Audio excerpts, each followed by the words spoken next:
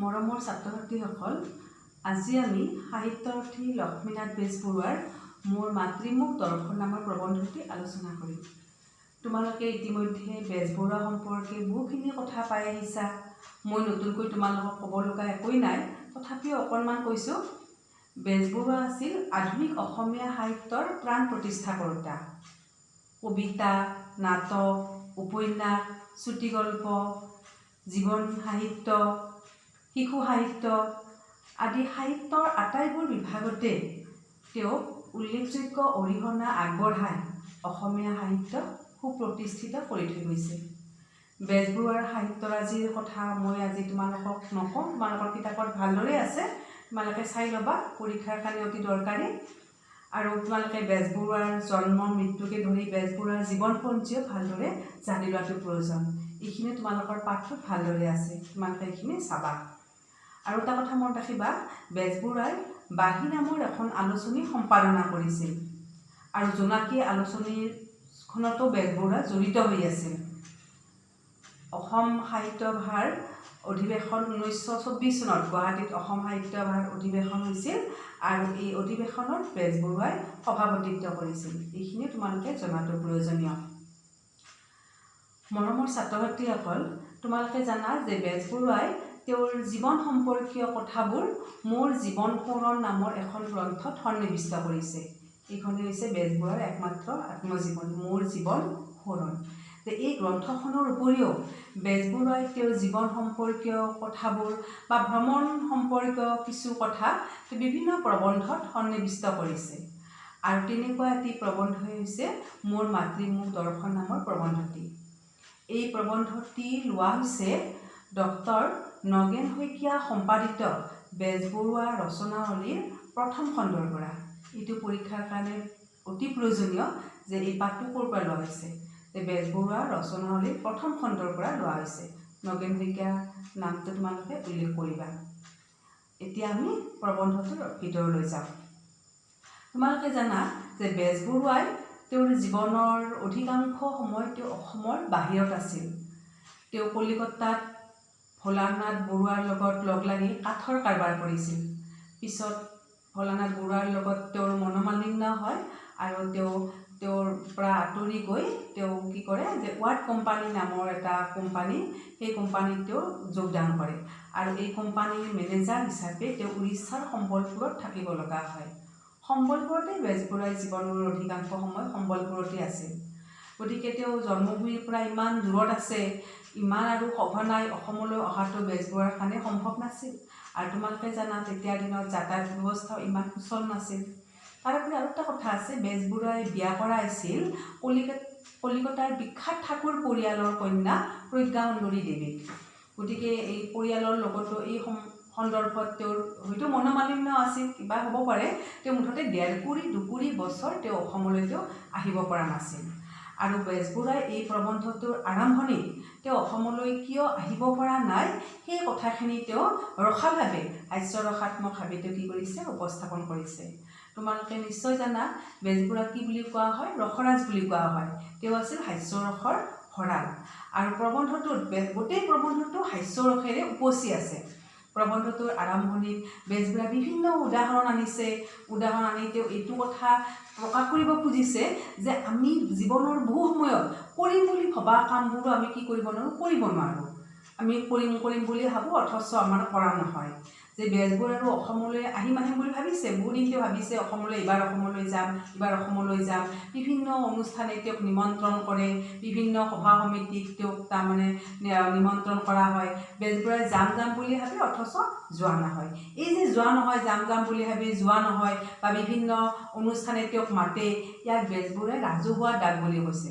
ৰাজহুৱা ডাক মানে কি, ধৰা মোক কোনোবাই কিবা এটা কামত মোক নিমন্ত্ৰণ কৰিছে, যাম বুলি মই ভাবি আছোঁ, কিন্তু সিদিনা দেখিলোঁ মোৰ গা বেয়া বা আজি বতৰটোৱে বেয়া, কিবা এটা যাবৰ কাৰণে মোৰ ইচ্ছা নহয়, মই নাযাব পাৰোঁ। একোতো ডাঙৰ কথা হোৱা নাই যে তেওঁলোকেতো মোক নোযোৱাৰ কাৰণেতো মোক অপদস্থ নকৰে বা নোযোৱাৰ কাৰণে মইতো জবাবদিহি হ'ব লগা নহয়। গতিকে আমি নাযাব পাৰোঁ, আমাৰ নিজৰ ইচ্ছাৰ কথা। কিন্তু যদি টেকেলাই অৰ্থাৎ চিপাহী চন্তৰীয়ে যদি মোক তাৰমানে থানালৈ যদি লৈ যায়, তেতিয়াহ'লে মই নাযাওঁ বুলি ক'ব পাৰিমনে? যাবই লাগিব। তাত কিন্তু মোৰ কোনো গা বেয়া লগা, মন বেয়া লগা এইবিলাক কথা নাহে। গতিকে সেইবাৰো কোনো বেজবৰুৱাই যাব লগা হ'ল। ইমান দিন যাম বুলিতো যাব পৰা নাছিল। সেইবাৰ কৈছে যে এইবাৰ ৰাজহুৱা দাগ নহয়, এইবাৰ টেকেলাৰ দাগ। এইবাৰ টেকেলাৰ দাগ যে এইবাৰ বেজবৰুৱাই যাব লগা হ'ল। বেজবৰুৱাই আৰম্ভণিতে কোৱা নাই, পিছত কৈছে কথাখিনি কিহৰ কাৰণে যাব লগা হ'ল, যে পিছত আমি আলোচনা কৰিম কিয় বেজবৰুৱাই যাব লগা হ'ল। যে এইটো ৰাজহুৱা দাগ নহয়, টেকেলাৰ দাগৰ কাৰণে বেজবৰুৱাই 1.5-2 বছৰৰ পিছত তেওঁ অসমলৈ আহিব লগা হ'ল। তাৰপিছত আমি প্ৰবন্ধটো কি পাম? তেওঁ অসমলৈ অহাৰ সেই ভ্ৰমণৰ কাৰণে বৃত্তান্ত। বৰ ৰসাল এইখিনি কথা, যে এইখিনি পৰীক্ষাত প্ৰায় আহে। বেজবৰুৱা অসমলৈ অহা সেই সময়ছোৱাৰ ৰেল যাত্ৰাৰ বৰ্ণনা পৰীক্ষাত প্ৰায় আহে। যে বেজবৰুৱা আছিল, তোমালোকে জানা, উৰিষ্যাৰ সম্বলপুৰত বেজবৰুৱা আছিল। যে সম্বলপুৰৰ ওচৰৰ এটা জংচন হৈছে ঝাৰচুগুড়া। ঝাৰচুগুড়া সম্বলপুৰৰ পৰা 31 মাইল দূৰত। বেজবৰুৱাৰ এই যাত্ৰাৰ সংগী হ'ল তেওঁৰ পত্নী আৰু তেওঁৰ সৰু কন্যা দীপিকা। সৰু কন্যাগৰাকীৰ নাম আছিল দীপিকা। তেওঁলোক দুগৰাকী বেজবৰুৱাৰ এই যাত্ৰাৰ সংগী হৈছিল। তেওঁলোকে 5:30টা ট্ৰেইনত উঠিলে।